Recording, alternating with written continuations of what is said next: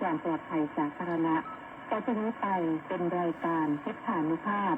ดำเนินรายการโดยพระธรรมสุติเมธีผู้ช่วยเจ้าวาดวัดราชาธิวาสวรวิหาร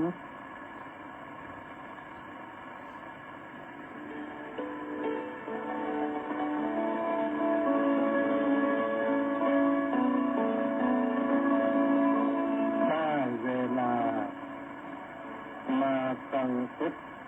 ธานุภาพเพื่อรักษาพุทธธรรมคำสั่งสอนเสริมมงคลให้ชีวิตตอนหลับนอนและพักผ่อนสุขสบายกายใจเพลิน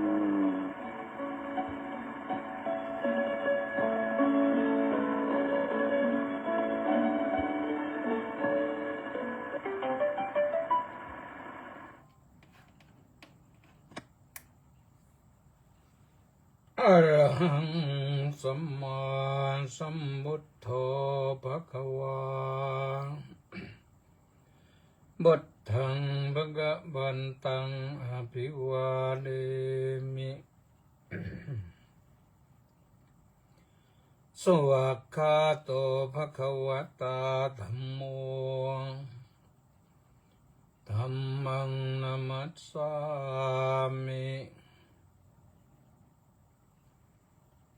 สุปฏิปันโนภควโตสาวกสังโฆสังฆังนามามิขอเจริญสุขเจริญพรทุกท่าน ผู้ซึ่งติดตามสดับรับฟังรายการพุทธานุภาพวันนี้ก็ได้นำพาท่านทั้งหลาย เข้าเฝ้าพระพุทธเจ้าคือพระพุทธพระธรรมพระสงฆ์แล้วพระพุทธพระธรรมพระสงฆ์นั้นเป็นองค์เดียวกันเรียกว่าพระรัตนตรัยพุทโธธัมโมสังโฆจาตินานาโหนตัมปิวัตถุโตพระพุทธพระธรรมพระสงฆ์ถึงจะต่างกันโดยเรียกว่าพระพุทธพระธรรมพระสงฆ์อย่างนี้อัญญมัญญาวิโยคาวะเอกีภูตัมปนัตถโตแต่พระพุทธก็อาศัยพระธรรมพระสงฆ์พระธรรมก็อาศัยพระพุทธและพระสงฆ์พระสงฆ์ก็อาศัยพระพุทธเจ้าและพระธรรมก็เรียกว่าอาศัยซึ่งกันและกันถ้าไม่มีพระพุทธเจ้า พระธรรมก็ไม่ปรากฏพระสงฆ์ก็ไม่เกิดขึ้นถ้าไม่มีพระธรรมพระพุทธเจ้าก็เรียกว่าพระพุทธเจ้าไม่ได้แต่พระสงฆ์ก็ไม่อุบัติขึ้นแน่นอนส่วนถ้าไม่มีพระสงฆ์ก็พระพุทธเจ้าและพระธรรมก็ไม่ปรากฏมาถึงเราเพราะว่าพระพุทธเจ้าก็คงเลือนหายไปแล้วพระธรรมก็คงเลือนหายไปหมดแล้วแต่นี่เพราะมีพระสงฆ์เราจึงมีพระพุทธพระธรรมพระสงฆ์เป็นสามประการเรียกว่าพระรัตนตรัยเข้าเฝ้าแล้วก็ ตั้งจิตอธิษฐานขอพึ่งพระบารมีพระพุทธพระธรรมพระสงฆ์ให้อยู่รอดปลอดภัยอย่าให้มีอันตรายใดๆแก่ชีวิตนี่คือสิ่งที่ถือว่าศักดิ์สิทธิ์ในชีวิตของเราก็จะทำให้สุขสบายกายใจนะวันนี้ต้องขออนุโมทนากับคุณครูจารุวรรณบุญมาจากพิษณุโลก ร่วมกองบุญหนุนกองธรรมมา500 บาทโอนมาวันนี้ขออนุโมทนาสาธุนะสาธุสาธุสาธุ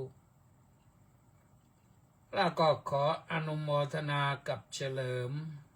และอีก694 คนออนไลน์มารอเตรียมพร้อมรอรับฟังก็อนุโมทนาเช่นเดียวกันนอกจากนั้นก็อนุโมทนาท่านที่เข้ามาตั้งแต่ต้นนะสมศรีลักษณะบิราชวรวุฒิแก้วแก้มพุทธนี่บอกว่ากราบนมัสการขอรับท่านพระอาจารย์สาธุส่วนสมศรีลักษณะบิราชก็กราบน้อมกราบนมัสการสาธุสาธุสาธุเจ้าค่ะแจบูมาก็คือจารุวรรณบุญมานั่นแหละนะอนุโมทนาบุญไปแล้วตะกี้บอกว่าขอกราบน้อมกราบน้อมกราบสาธุสาธุสาธุอนุโมทามิว่างั้นส่วนประสานเรืองดิษจากนครศรีธรรมราชก็บอกว่ากราบนมัสการสาธุสาธุสาธุครับสาธุเช่นกัน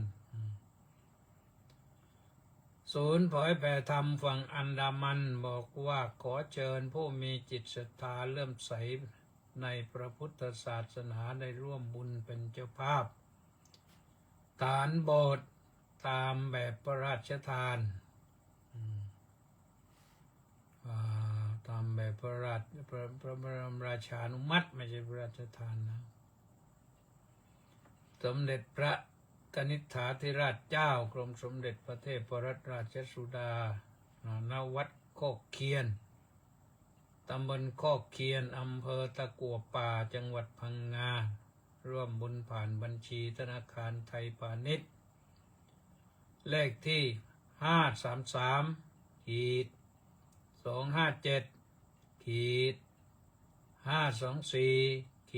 533-524-524-2ทอดผ้าป่าสามัคคีวันที่5 พฤษภาคม พ.ศ. 2568โยม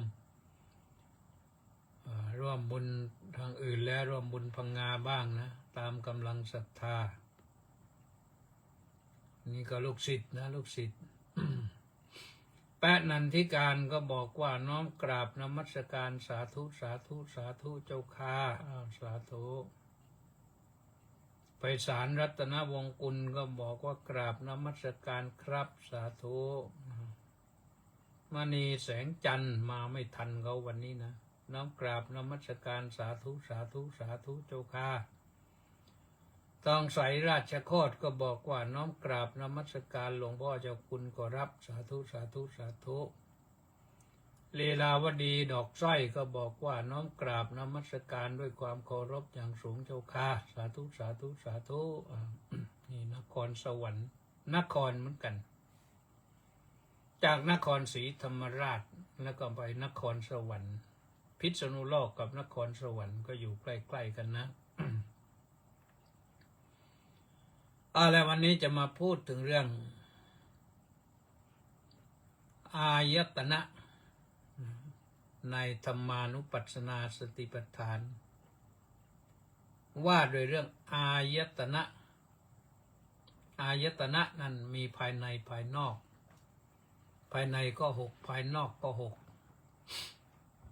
รวมอายตนะเป็น12อายตนะคืออะไร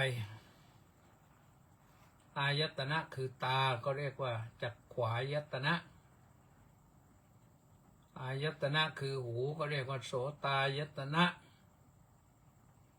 อายตนะคือจมูกก็เรียกว่าคานายตนะอายตนะที่เกิดจากปากจากลิ้นก็เรียกว่าชิวหายตนะชิวหายตนะก็อายตนะคือลิ้นได้รับสัมผัสรสอร่อยไม่อร่อยนะแล้วก็กาย กายเรียกว่ากายายตนะแล้วก็ไปถึงใจใจก็มนายตนะมโนอายตนะเป็นมนายตนะ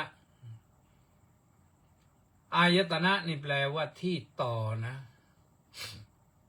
แปลว่าที่ต่ออะไรนะไม่ใช่ต่อนกไม่ใช่ต่อเสือสิงห์กระทิงแรดแต่ต่อกับมารตาหูจมูกลิ้นกายใจเรานี่ไปต่อกับมารที่อยู่ข้างนอกตาไปต่อกับมารคือรูป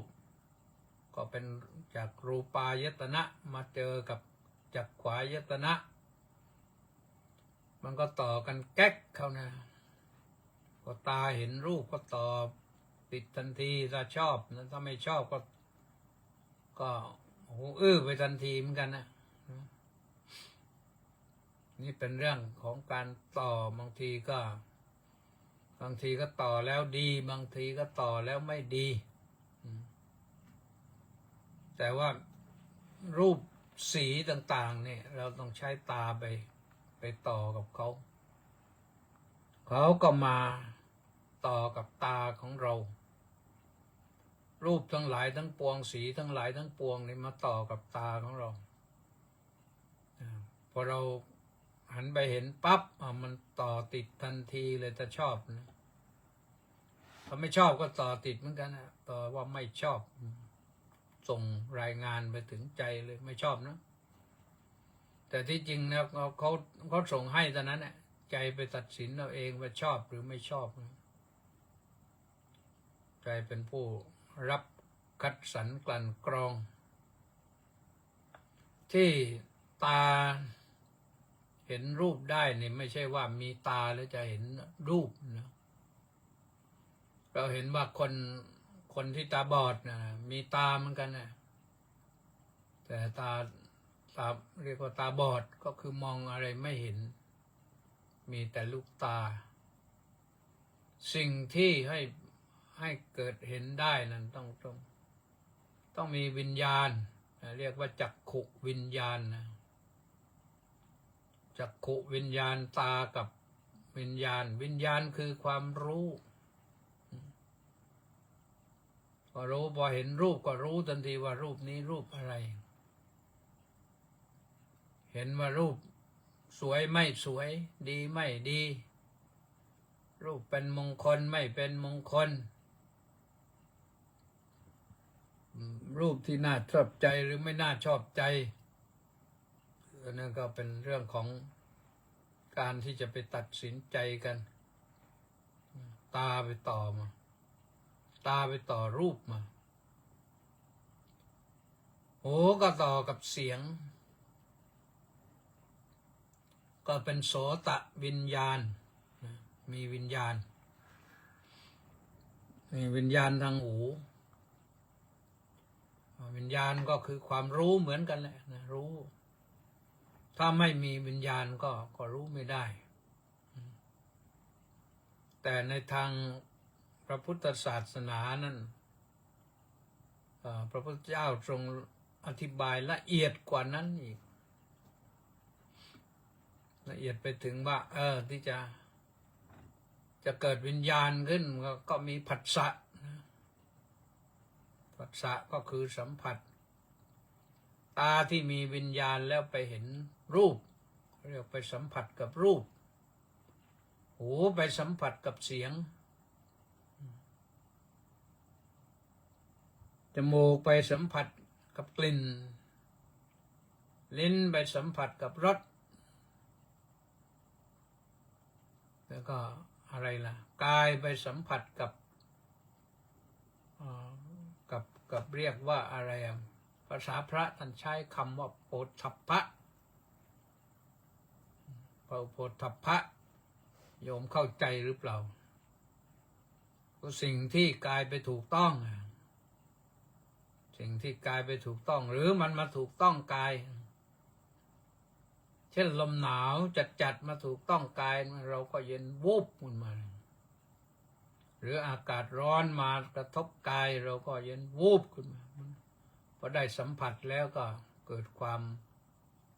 รู้ขึ้นมาเกิดวิญญาณขึ้นแล้วยังอีกจักขุสัมผัสชา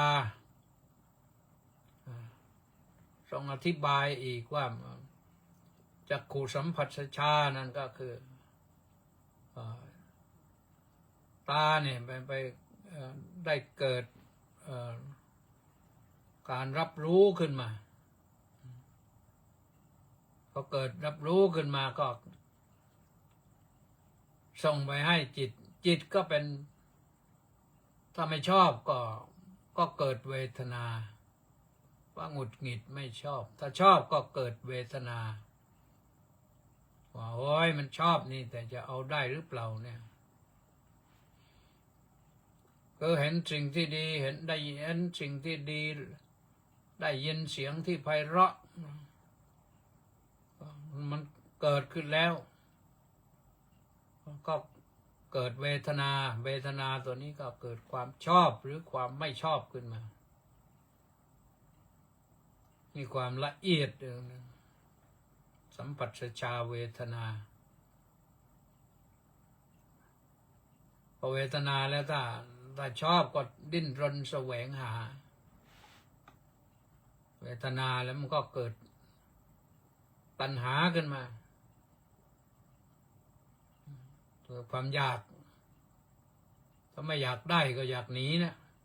ไม่ชอบก็อยากหนีชอบก็อยากได้ญาติโยมสาธุชนทั้งหลายลองนึกภาพดูตัวเองไม่ต้องถ้าฟังอย่างเดียวนี่อาจจะเข้าใจยากแต่นึกภาพเราเป็นอย่างนั้นไหมเราเจออะไรแล้วเราเกิดความชอบหรือเกิดความเกลียดชังขึ้นมาเนี่ยมันเป็นไปตามลำดับอย่างนี้ถ้าชอบก็เกิดเป็นสุขเรียกว่าสุขเวทนาความรู้สึกว่าสุขว่าน่าพอใจเพราะน่าพอใจก็คือความสุขถ้าไม่น่าพอใจก็เกิดเป็นความทุกข์ก็ขึ้นมาก็เกิดทุกขเวทนาเกิดทุกขเวทนาขึ้นมาถ้ามันเฉยเช่นนั่งรถผ่านไปจะไปเที่ยวไหนก็แล้วแต่แหละมันไม่ใช่เป้าหมายที่เราจะไปดูระหว่างทางเนี่ยเรานั่งรถผ่านไปก็ให้มันผ่านไปก่อนไม่ต้องไปแคร์ไม่ต้องไปใส่ใจมันก็ได้เหมือนกันนะแต่สมเด็จพระพุทธาจารย์เกี่ยวอุปเสโนเนี่ยท่านบอกว่าการจะไปเที่ยวไหนนะไม่ควรจะนั่งหลับควรจะใส่ใจดูทางดูอะไรต่างๆเก็บข้อมูลกว่าจะถึงปลายทางนี่มันได้อะไรอีกเยอะนะแต่ถ้าว่าเกิดอุบัติเหตุเพศภัยก็เรากำลังอยู่ในภาวะที่มีสติปลอดภัยกว่านี่คือเรื่องของ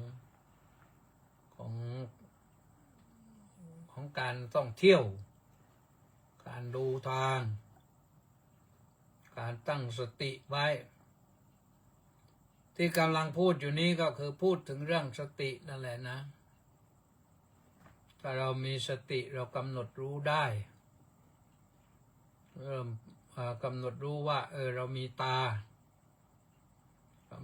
แล้วเราก็มีจักขุวิญญาณเรามีจักขุวิญญาณแล้วก็มีจักขุสัมผัสจักขุสัมผัสแล้วก็เป็นจักขุสัมผัสชาเวทนาความชอบความชังอยู่ตรงนี้พอความชอบความชังเกิดขึ้นแล้วก็เกิดตัณหานี่มันมีทั้งสองฝ่ายนะถ้าชอบอยากได้ก็เป็นกามตัณหาเป็นภวะตัณหา ถ้าอยากไม่ได้ไม่อยากได้ ก็เป็นวิภวะตัณหาคืออยากไม่เป็นไม่อยากเป็นอย่างนั้นมันก็ต่างกันไป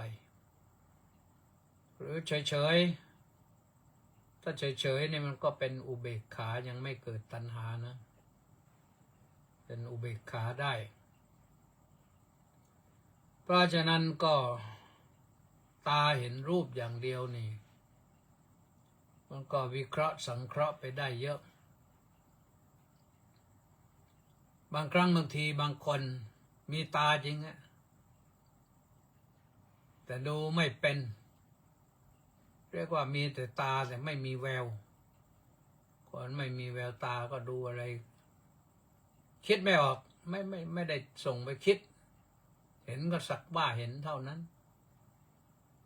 ที่จริงการเห็นสักว่าเห็นก็เป็นสิ่งที่ดีนะถ้าไม่เก็บมาคิดให้มันปวดหัวปวดใจเนี่ยเห็นอะไรก็เพียงแค่ว่าเราจำไว้ไม่เอามาคิดให้มันเกิดความทุกข์ใจความทุกข์ใจมันเกิดขึ้นได้เพราะเราเก็บมาคิดแล้วก็เกิดวิตกกังวลขึ้นมาก็เป็นทุกข์ได้เพราะเห็นส่วนหูนั้นเบากว่าตานะก็มีเหมือนกันแหละหูได้ฟังเสียงเข้ามากระทบหูเสียงแรงเกิน80 เดซิเบลเขากำหนดมาแล้วนะเกิน80 เดซิเบลเสียงหูแตกได้นะอย่าเอาหูไปรับเสียงอย่างนั้นโดยเฉพาะเสียงวัยรุ่นที่เขาตกแต่งท่อรถแล้วก็ไปแข่งกันในถนนหลวงนะบิดดังสนั่นลั่นเมืองนะถ้าเราอยู่ในบ้านก็ยังพอกลั่นกรองได้นะผนังบ้านในกรองเสียงได้ระดับหนึ่งแต่ก็หนวกหูแหละนะถ้าไปอยู่ใกล้ๆแล้วโอ้ยนะเสียงหูแทบระเบิดนะนั้นก็เป็นวิญญาณโสตวิญญาณไปรับเข้าในขณะเดียวกันที่ประสาทหูนี่ที่มันเป็นตัวอวัยวะเนี่ยมันระเบิดได้นะหูประสาทหูระเบิดได้ก็เป็นทุกข์แหละนะเราได้ฟังเสียงเพลงที่เราชอบเราก็ไพเราะแล้วเราก็เกิดความชอบนะที่เรารู้สึกว่ามันไพเราะนะเราก็ชอบแต่ถ้าเจอเสียงด่าเสียงนินทาซุบซิบด่าเราอย่างนี้เราก็ไม่ชอบนะหรือได้ยินเสียงคนอื่นด่าคนอื่นอันนี้บางทีก็บางคนก็ชอบฟังนะฟังเพื่อนด่ากันสนุกซึ่งจริงๆแล้วมันไม่ใช่เรื่องเลยไม่ควรไปฟังแล้วก็เก็บมาคิดเก็บมานินทาเขาต่อไปอีกมันไม่ถูกต้องนะเห็นได้ยินเสียงเขาด่ากันเขานินทากันเนี่ยถ้าเราชี้แจงแนะนำได้ว่าคนนี้เป็นเพื่อนเราไม่ควรจะนินทาอย่างนั้นอย่างนี้นะคนนั้นไม่ควรจะถูกนินทาเราก็แนะนำเพื่อนในฐานะเป็นกัลยาณมิตรก็ได้หรือถ้าเขาด่ากันโอ้ยมันจังด่ากันนะพูดถึงเรื่องด่ากันนี่นะบางคนก็ชอบฟังเขาด่ากัน ว่ากันเรื่องนี้แล้วก็เขาด่ากันอย่างคนอินเดียนี่เขาด่ากันขนาดไหนเขาก็ไม่ลงไม้ลงมือกันนะใช่เขาใช้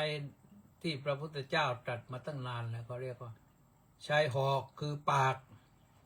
มุขสตินะก็ทิ่มแทงกันด้วยหอกคือปากโอ้เขาด่ากันในหน้าหวาดเสียวนะเคยไปยืนดูเขาครั้งหนึ่งเหมือนกันนะมันไม่รู้จะไปไหนแล้วก็ไปเห็นเราก็อ่านเรื่องราวในบาลีมาตอนนั้นก็ไปที่หน้าเมืองเวสาลีนะหน้าเมืองเวสาลีก็หน้าเมืองที่เจ้าอะไรล่ะที่อยู่ครองเมืองเวสาลีนะแต่ว่าตอนนี้ไม่มีแล้วแหละก็มีแต่ลานเป็นเมืองอยู่ทีนี้คนเขาขัดอกขัดใจอะไรกันไม่รู้ผู้หญิงบ้านหัวนะก็โทนอยู่ด้วยนะไม่รู้ทูลเขี้ยววัวหรือว่าทูลอะไรด่ากันจังเลยเรานึกว่ามันคงจะเป็นเรื่องใหญ่แล้วแต่แล้วคนหนึ่งไปหายไปเดินไปด่าไปเดินไปด่าไปเดินไปด่าไปออกห่างไปสัก3-4 เส้นนะแกนึกขึ้นได้ว่าแกแม่มันยังไม่สะใจหรือยังไงไม่รู้หันหน้ากลับมาใช้มือชี้แวก็ด่ากลับมาอีกเดินกลับมาถึงนะมาถึงกันแล้วก็ด่ากันดังลั่นตรงนั้นนะแต่แล้วนึกว่าเขาจะลงมือกันจะตบกันแล้วที่ไหนได้ไม่มาด่ากันเสร็จตรงนั้นมาชี้หน้าชี้ตากันตรงนั้นเสร็จแล้วเขาก็กลับไปอีกเดินไปเสร็จแล้วเดินด่าไปหายไปเลยคนอินเดียก็เป็นอย่างนี้นะเขาไม่ลงไม้ลงมือกันหายากแต่คนที่ลงไม้ลงมือเนี่ยส่วนมากจะเป็นที่เคยเห็นมาเป็นพวกขับมอเตอร์ไซค์พวกขับสกูตเตอร์สกูตเตอร์ของเขาก็บ้านเราเรียกมีอย่างเดียวคือเวสป้าเขานิยมเขาสร้างเองสกูตเตอร์นี่ถ้าหากว่าไปชนไปเฉียวแล้วเขาล้มนี่ถ้าคนขับนั้นเป็นพราหมณ์แล้วไปชนกับ3 ล้ออะไรนี่ที่เขาเรียกว่าริกชอเพื่อนล้มกลิ้งล้มคว่ำกำมำหงายไปแล้วเนี่ยเขาก็ล้มเหมือนกันนะลุกขึ้นได้ก็ไปตบซ้ายตบขวาตบซ้ายตบขวาอันนี้คนที่อยู่จักรยานเนี่ยคนที่อยู่3 ล้อนี่นะไม่สู้เลยนะไม่ยกมือสู้เลยตบอยู่ข้างเดียวตบแล้วลูกก็ไปหาย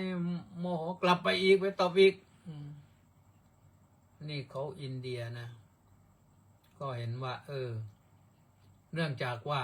คนขับมอเตอร์ไซค์เนี่ยกับขับสกูตเตอร์เนี่ยส่วนมากก็จะเป็นพวกพราหมณ์พวกสกุลพราหมณ์สกุลพราหมณ์เนี่ยชอบลงโทษพวกวรรณะต่ำพวกสูตรพวกจันทานเนี่ยพวกนี้ยกมือสู้ไม่ได้นะถ้ายกมือสู้ถือว่าบาปเขาว่าอย่างนั้นเขาว่าอย่างนั้นถ้ายกขึ้นมือขึ้นมาต่อสู้กับพราหมณ์นี่บาปเมื่อบาปก็ต้องว่ากันไปนานนะแต่นี้ไม่รู้นรกขุมที่เท่าไหร่นะตามที่เขาว่านะพระพุทธเจ้าบอกว่าไม่ใช่อย่างนั้นตรัสไว้นะนะชัจจาวัสโลโหตินะชัจจาโหติพรหมโนกัมมุนาวัสโลโหติกัมมุนาโหติพรหมโนคนจะเป็นชาติชั่วก็ไม่ใช่เพราะชาติเพราะโคตรชาติดีก็ไม่ใช่เพราะชาติเพราะโคตร จะเป็นพราหมณ์ก็ไม่ใช่เพราะชาติเพราะโคตรแต่เพราะการทำดีกัมมุนาวัสโลโหติกัมมุนาโหติพรหมโนเนี่ยคนที่ทำชั่วนั่นมันคนถอยคนนี้พฤติกรรมชั่วโฉดมันคนถอยแต่กัมมุนาโหติพรหมโนคนที่ทำดีนั่นเรียกว่าพราหมณ์แล้วก็มันอธิบายว่าคำว่าพราหมณ์นั้นหมายถึงคนดีหมายถึงคนดีเพราะฉะนั้นก็พึงเข้าใจตามนี้นะที่ท่านบอกไว้แล้วเราไม่ว่าตามนั้นก็ไม่ได้อะไรนะเชื่อไปก็สบายใจบ้างนะเพราะฉะนั้นเราท่านทั้งหลายนี่อยู่ในสังคมปัจจุบันเนี่ยที่ต้องทำมาหากินหลังสู้ฟ้าหน้าสู้ดินก็ตามทำงานอาบเหงื่อต่างน้ำก็ตามนะทำงานอยู่ห้องแอร์ห้องอะไรก็ตามนะระมัดระวังเรื่องตาเห็นรูปแล้วเป็นอย่างไรหูได้ยินเสียงเขานินทาเขาด่ากันหรือว่าเขาชื่นชมกันเป็นอย่างไรจมูกได้กลิ่นมันก็ห้ามไม่อยู่นะกลิ่นหอมกลิ่นเหม็นเราผ่านไปตรงไหนมันก็ต้องเจอแหละเราเจอเพื่อนก็เจอด้วยเพื่อนเจอเราก็เจอด้วยมันก็เป็นเรื่องปกติธรรมดาลิ้นลิ้มรสรับรสอาหารนะรสอาหารเย็นรสเย็นรสร้อนรสเผ็ดรสเปรี้ยวรสเค็มรสจืดรสมันรสหวานชอบอย่างไรก็ปรุงสิอยากจะบริโภคตามความชอบใจก็ต้องปรุงเครื่องปรุงหาเครื่องปรุงไว้พริกบ้างน้ำปลาบ้างน้ำตาลบ้างอะไรที่จะเติมให้มันพอดีน้ำส้มบ้างมันก็มีอย่างก๋วยเตี๋ยวนี่กินก๋วยเตี๋ยวมันก็ต้องมีน้ำส้มราดลงไปหรือข้าวต้มอะไรต่างๆที่เขาทำไว้จืดก็เผื่อคนที่ไม่ชอบเผ็ดไม่ชอบเค็มก็ต้องทำไว้จืดต้องเติมเพราะฉะนั้นเราชอบขนาดไหนก็ต้องเติมเอาบ้างจะให้เขาทำถูกใจทุกอย่างมันก็ไม่ได้นะเพราะเขาร้านขายอาหารเนี่ยเราก็ต้องเตรียมกายล่ะกายสัมผัสกายวิญญาณกายนี่เป็นส่วนที่ใหญ่ที่เราต้องใช้เยอะต้องใช้รับสัมผัสเยอะแต่สัมผัสเยอะก็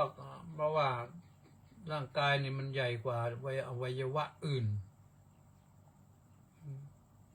แต่สิ่งที่จะสัมผัสได้ก็คือเย็นร้อนอ่อนแข็งโยมสัมผัสเย็นถ้าฤดูหนาวมาก็สัมผัสกับความหนาวเย็นมันหนียากเหมือนกันนะเคยอาตมาภาพเคยผ่านหนาวของอินเดียมา4 หนาวแล้วตอนไปเรียนนี่ไปขณะที่กำลังหนาวเริ่มหนาวพอดีเดือนพฤศจิกายนพฤศจิกายนก็หนาว1มันปีแรกแล้วก็ปี2ปี3ก็หนาวพอปีที่3นะก็เรียกว่าได้3 หนาวพอปีที่4ไม่เอาแล้วไม่รอหนาวแล้วเพราะทำงานเสร็จแล้วก็รีบกลับหนาวน่าดูเหมือนกันมีพระคุณเจ้ารูปหนึ่งท่านเหมือนกับไม่หนาว ฤดูหนาวหนักอยู่เนี่ยตื่นตี 4ไปส่งน้ำอาบน้ำไอเครื่องทำความน้ำร้อนมีก็ไม่เอาอาบน้ำเย็นนั่นแหละท่านก็สู้ได้นะแล้วองค์นี้ท่านอาบน้ำเสร็จแล้วนี่ถ้าก่อนนอนหรือว่าตอนหัวค่ำเนี่ยอาบน้ำแล้วก็นอนนี่ไม่หนุนหมอน ในห้องไม่มีหมอนเลยไม่หนุนหมอน อันนี้ก็แปลกเหมือนกันนะรูปร่างสูงไม่ใช้หมอนหนุนแล้วอาบน้ำไม่ใช้น้ำอุ่นเครื่องทำน้ำอุ่นมีไม่ใช้อาตมาเองก็ไม่ใช้นะน้ำอุ่นเดี๋ยวนี้ก็ยังไม่ใช้เรื่องน้ำอุ่นอาบน้ำเนี่ยก็สู้หนาวมันก็สู้ได้นะถ้าช่วงหนาวอย่างที่ผ่านมาเนี่ยเราก็อย่าอาบให้มันมากเนี่ย4-5 ขันก็พอไม่ถึง10 ขันนะแล้วก็หนาวมากก็ไม่จำเป็นต้องใช้สบู่ก็ได้ก็ใช้สบู่แล้วมันทำให้อะไรผิวหนังแตกโยมถ้าสบู่ทาหน้าก็หน้าแตกพอหน้าแตกเอาต้องไปใช้ครีมอีกนะสำหรับโยมนะพระก็ไม่ได้สร้างครีมแต่มีอยู่บ้างเหมือนกันนะเขายอมใส่มาให้ช่วงฤดูหนาวก็เอาไปดูแล้วนี่เป็นครีมทาผิวทาหน้าเอาใช้ได้บ้างนะจะหลงศรัทธาโยมก็ ถ้าร้อนน่ะร่างกายร้อนก็เราก็โวยวายกันนะโอ้ยร้อนเหลือเกินไม่รู้จะอยู่ตรงไหนอยู่ในห้องก็ร้อนไปข้างนอกห้องก็ร้อนทำยังไงดีอาบน้ำก็ไม่หายเดี๋ยวก็เอาเหงื่อไหลแล้วสิบมาแล้วอันนี้มันก็เป็นอย่างนั้นเคยมีช่วงที่เรียนอยู่ที่อินเดียเนี่ยต้องเอาน้ำมาใส่ในห้องเลยน้ำใส่ในห้องแล้วก็นอนแช่นึกขึ้นได้มาตอนหลังนึกขึ้นได้ว่าแล้วนี่ถ้าไฟรั่วมายังไงเราก็ตายในน้ำนี่แหละเลยไม่เอาแล้วทีหลังจะแช่พื้นให้พื้นมันเย็นหน่อยแล้วเราก็นอนบนพื้นเย็นแก้ปัญหาไปมันก็ได้นะก็สู้มาได้เรียนจบได้ก็ไปเรียนที่อินเดียนี่มันต้องสู้ทุกรูปแบบแหละก็ไปอินเดียนี่ทำให้เห็นนะทำให้เห็นว่ามันได้อะไรจริงๆสิ่งที่พระพุทธเจ้าตรัสไว้นี่มันเห็นจริงๆที่สำคัญก็คือเรื่องทุกข์นี่เห็นความทุกข์โยมเราไปอยู่ก็เห็นทุกข์เห็นคนชาวอินเดียก็เขาก็ทุกข์นะแต่บางทีเขาก็ไม่รู้ว่าทุกข์แล้วจะทำอย่างไรเราหาอุบายแก้ปัญหาทุกข์ได้บ้างเขาไม่รู้เลยไม่รู้จะทำยังไงถึงขนาดหน้าร้อนก็ร้อนกันชนิดที่ว่านกเนี่ยทำรังบนต้นไม้เนี่ยแม่มันต้องไปหาน้ำไปถึงไหนไม่รู้ลูกมันพอโตขึ้นหน่อยมันหิวน้ำไม่ไหวมันเดินออกจากรังหล่นลงมาตายเหม็นเลยนะบางทีเนี่ยข้างถนนเนี่ยในมหาวิทยาลัยนี่มันมีต้นไม้เยอะนกไปทำรังเยอะเขาเคยบอกว่าแม้แต่ลิงเนี่ยยังนั่งตกลงมาตายเลยเพราะมันแห้งแล้งเนี่ยไม่รู้จะหาน้ำที่ไหนกินก็น่าสงสารเหมือนกันนะอันนี้เรื่องร้อนนะร้อนเราก็รู้ว่าร้อนถ้าเรารู้ล่วงหน้าเราก็หาทางป้องกันไว้ก่อนถ้าเรารู้ขึ้นเหตุในปัจจุบันทันด่วนก็หาอุบายหลีกให้มันพ้นความร้อนตรงนั้น นั่งรถโดยสารไปถ้าเกิดมันร้อนจัดขึ้นมามันเกิดอะไรขึ้นนะวอยวายกระโตกกระตากขึ้นหน่อยเรานั่งข้างบนไฟไหม้อยู่ข้างล่างก็ได้จะได้วิ่งเร็วๆประสาทสัมผัสเรามีนี่ที่สำคัญที่สุดสำคัญก็คือใจโยมใจเนี่ยเพราะทุกอย่างเนี่ยสิ่งที่เรารู้ทางตาหูจมูกลิ้นกายใจเนี่ยถามว่ารู้อะไรก็รู้รูปเสียงกลิ่นรสโผฏฐัพพะธรรมารมณ์รูปเสียงกลิ่นรสโผฏฐัพพะนั้นตาหูจมูกลิ้นกายใจส่งไปให้ใจส่วนว่าธรรมารมณ์นั้นใจครีเอทขึ้นมาอย่างเดียวสร้างสรรค์ขึ้นมาอย่างเดียวคิดเอาใจคิดเอาแล้วก็ทุกข์บ้างสุขบ้างนะก็จะแก้อย่างไรพระพุทธเจ้าให้มีสตินะให้มีสติให้รู้เท่ารู้ทัน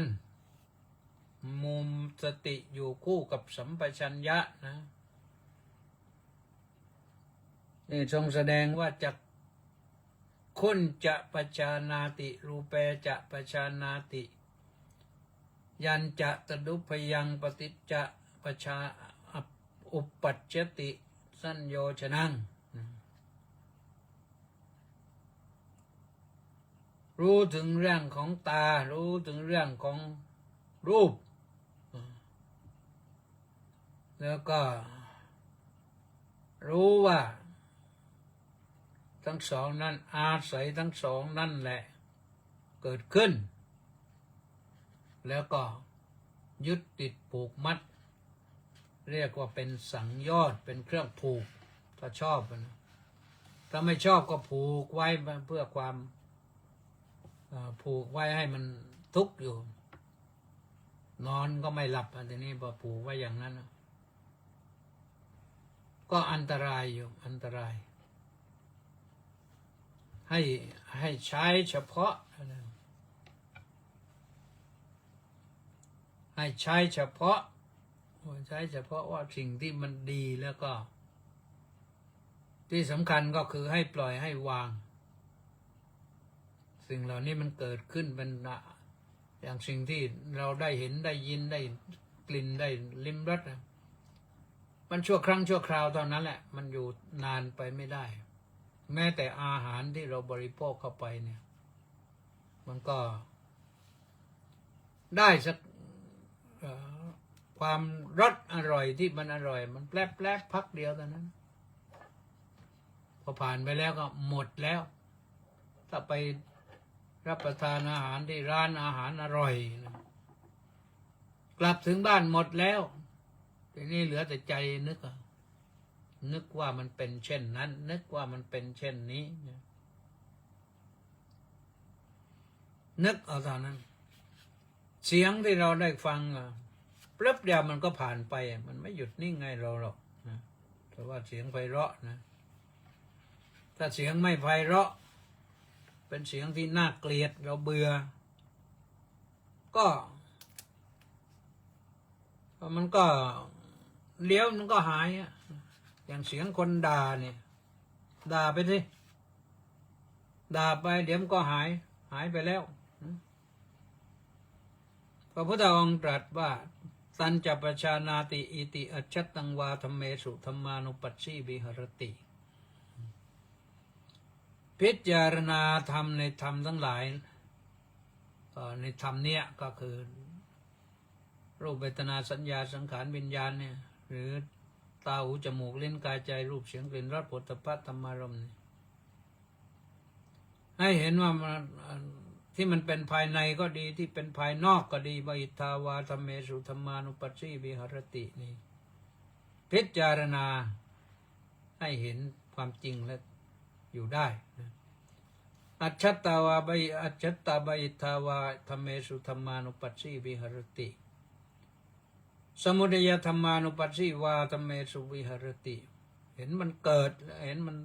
เสื่อมไปนะวยธรรมาเนี่ยเสื่อมวยธรรมานุปัสสิวาธรรมเมสุวิหารติในธรรมเหล่านั้นมันเกิดแล้วมันเสื่อมแล้วสมุทัยวยธรรมานุปัสสิวาธรรมเมสุวิหารติแป๊บเดียวมันก็เสื่อมไปหมดแล้วแหละนะแล้วเราอย่าไปยึดมันดิที่เราเป็นทุกข์หนักเพราะไปยึดมันนะเราไปยึดมั่นถือมั่นมันเรียกว่าอุปาทานต้องปล่อยวางเมื่อเช้าเนี่ยอาตมาก็ส่งไลน์ไป3 นาทีก็บอกว่าให้ปล่อยวางถ้าไม่ปล่อยวางมันก็เป็นทุกข์อ่ะได้ยินเสียงคนด่าเราทีหนึ่งแล้วก็เก็บมาไม่ปล่อยไม่วางเนี่ยมันทุกข์7 วัน 7 เดือน 7 ปีอ่ะแต่ถ้าเราปล่อยไปช่างมันใครจะด่าก็ด่าไปด่ามันไม่เข้าเหมือนออกเหมือนแหลนมันไม่เหมือนลูกปืนผ่านไปแล้วมันก็หายไปแล้วก็สบายนะก็ทำให้เราสบายไม่ต้องมีปัญหาอะไรพระพุทธเจ้าบอกว่าน่าจะกินจิโลเกอุปาริยติเอวัมปิโคภิกขเวภิกขุธัมเมสุธัมมานุปัสสิวิหรติภิกษุทั้งหลายท่านผู้เห็นภัยในสังสารวัฏสิ่งทั้งหลายมันเกิดขึ้นอย่างนี้แหละเกิดเพราะเห็นบ้างเพราะได้ยินบ้างเพราะได้กลิ่นบ้างเพราะลิ้มรสบ้างเพราะได้สัมผัสบ้างมันเกิดขึ้นอย่างนี้เป็นธรรมดาให้พิจารณาเห็นธรรมในธรรมทั้งหลายเนี่ยแล้วก็อยู่ให้สบายไม่ต้องยึดไม่ต้องถือถ้าไม่มีอุปาทานเราก็ไม่หนักนะเพราะฉะนั้นวันนี้ก็ขอฝากไว้ตอนนี้นะสำหรับก็ธรรมะก็ย้อนกลับไปดูท่านเข้ามาทางเฟซหน่อยเมื่อตะกี้ถึงลีลาวดีดอกสร้อยแล้วนะแล้วก็มีใครอีกเนาะประภัสสรสมภัสด็อกเตอร์นี่นะกราบนมัสการท่านพระอาจารย์เจ้าค่ะสาธุเฉลิมชัยASนี่ก็เจ้าอาวาสวัดโพธิการามชุมพรนะกราบถวายความเคารพอย่างสูงครับสาธุสืบพงษ์ธรรมชาติอันนี้ท่านรองศาสตราจารย์ดร.สืบพงษ์ธรรมชาติต้นมหาวิทยาลัยทักษิณเมื่อก่อนอยู่มหาวิทยาลัยวลัยลักษณ์นะนั่นมันนมัสการท่านเจ้าคุณครับสาธุแล้วก็ศิวพรสุภาผลศิวพรว่าน้องกราบนมัสการสาธุสาธุสาธุเจ้าค่ะสาธุแล้วก็มาถึงจันทภาดีรัศมีก็บอกว่าน้อมกราบนมัสการสาธุค่ะสาธุสริตพงษ์แทสะบำรุงนี่ก็ด็อกเตอร์นะสาธุครับพระอาจารย์สาธุต้าสิทธิมงคลนมัสการสาธุครับสาธุนี่จากลาดพร้าวเนาะประเสริฐผุดแก้วบอกว่ากราบสาธุครับท่านเจ้าโกนสาธุเนติแก้วเคนบอกว่าขอน้อมใจถวายความเคารพครับท่านเจ้าโกนสาธุมีอีกไหมประภัสสรยังบอกว่ากราบสาธุค่ะท่านอาจารย์สาธุมักโคน่าเพิ่งมาบอกว่ากราบนมัสการสาธุเกินนิยมฟังอยู่ที่อำเภอปากช่องจากลิงก์ของสถานีวิทยุ AM 1350 กิโลเฮิรตซ์และเฟซไลฟ์สัญญาณเสียง แจ่มดีเจ้าค่ะก็แจ่มใสนะพอถึงตัวนี้มันไม่ไปก็ไม่รู้อะไรต่อมันก็บอกว่าดูเพิ่มเติมแต่กดมันไม่ไปนะกดไม่ไปจะทำยังไงเดี๋ยวดูสิเวลายังเหลืออยู่นิดนึงขอดูนี่หน่อยนะหมดแล้วกันนั้นนะไปแล้วไม่มีอะไรเพิ่มเติมก็เท่านี้นะก็เป็นอันว่าจบเรื่องก็อย่าลืมโยมตรงนี้มีต่อตรงนี้มาฟังต่อตรงนี้นี่จะว่าถึงเรื่องโพชฌงค์นะจะว่าถึงเรื่องโพชฌงค์โพชฌงค์สัตตสุโพชฌังเคสุนี่ว่าในธรรมคือโพชฌงค์เจ็ดนะก็คงจะว่าให้คืนเดียวจบแหละเพราะว่าเราไม่ได้นั่นที่จริงธรรมเหล่านี้ต้องอธิบายกันยาวนะเพื่อจะมาต้องการให้คนยอมที่ฟังทั่วๆไปนี่แต่พอเข้าใจถ้าพูดไปลึกๆนี่หนึ่งต้องค้นคว้าสองโยมก็ฟังแล้วอาจจะงงเพราะฉะนั้นก็ผ่านไปนะพอได้รู้ว่ามหาสติปัฏฐานเนี่ยท่านสอนอะไรไว้บ้างเราก็ได้เข้าไปปฏิบัติธรรมบ้างทั้งหลายทั้งปวงนั้นพระพุทธเจ้าทรงเน้นนั้นเพื่อการปฏิบัติธรรมนะไปรูปเสียงกลิ่นรสโผฏฐัพพะธรรมารมณ์แล้วก็ตาหูจมูกลิ้นกายใจนะถ้าเราควบคุมได้เราควบคุมตาหูจมูกลิ้นกายใจได้จิตของเราก็ไม่ฟุ้งซ่านปฏิบัติธรรมเจริญสมถกรรมฐานวิปัสสนากรรมฐานนี่เจริญก้าวหน้าดีนะก็ขอสรุปไว้อย่างนี้นะแล้วก็มีเวลาเพิ่มอีกนิดหนึ่งวันสงกรานต์นะวันสงกรานต์อย่าลืมปีนี้สงกรานต์ในทางรัฐบาลโปรโมทมากเลยของเราก็ทำไปบ้างนะวันสงกรานต์ก็มีทุกปีแหละที่วัดนะก็ปีนี้ก็เชิญชวนญาติโยมไปทำบุญตักบาตรกันไม่รู้มีใครบ้างหรือเปล่า8:30นะพอ9:30ตรงนั้นก็บังสุกุลเสร็จก็ถวายภัตตาหารเพลถวายภัตตาหารเพลเสร็จก็รับพรเสร็จแล้วก็ส่งน้ำพระพุทธปฏิมากันที่ทำกันมาเป็นประจำอย่างนี้สำหรับวันนี้ก็คงหมดเวลาเพียงเท่านี้นะในที่สุดนี้ก็ขอความสุขความสวัสดีความเจริญในธรรมของพระสัมมาสัมพุทธเจ้าจงบังเกิดมีแด่ทุกท่าน ก็หลับอย่าฝันถ้าฝันก็ขอให้ฝันสบายๆอย่าให้เห็นสิ่งร้ายๆเห็นแต่สิ่งที่ดีๆตื่นขึ้นมาให้กระชุ่มกระชวยพบในความสดใสนะแล้วก็พรุ่งนี้มาฟังกันใหม่ขอเจริญพร